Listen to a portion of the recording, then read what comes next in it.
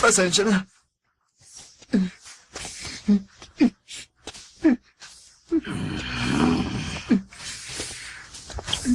Sandali lang.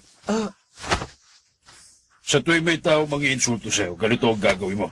Sinisiguro ko sa'yo matatanggal ang sama ng loob na nararamdaman mo. O yan.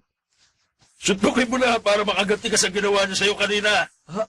Hindi ka Huwag ka na magsalita. Gawin mo na lang. Siguradong gaganda pakiramdam mo. Oo na.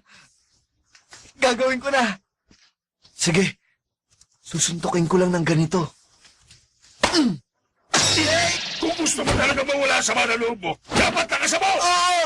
Mukhang napapasigaw ka na naman, Master, ah. Tumahimik ka. Huwag kang makialam dito. Dapat lakasan. Dapat lakasan. Nakita mo? Yan ang suntok ng tunay na lalaki. Tingnan mo. O, di ba napangiwi siya sa ginawa mo? Dapat din, humakbang ka ng isa pa, Abante. Humakbang ng isa? Pag humakbang ka na isa, pupunta ang bigat mo sa iyong bewang. At lalong lalakas ang puwersa ng palikat mo. Ah, talaga? Hakbang ng isa. Bewang. Balikat. Sige.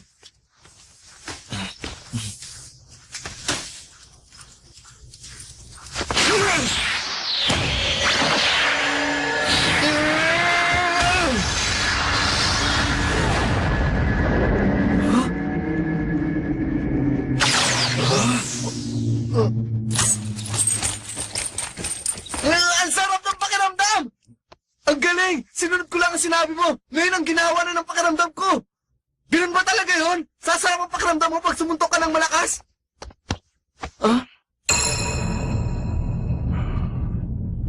Talaga?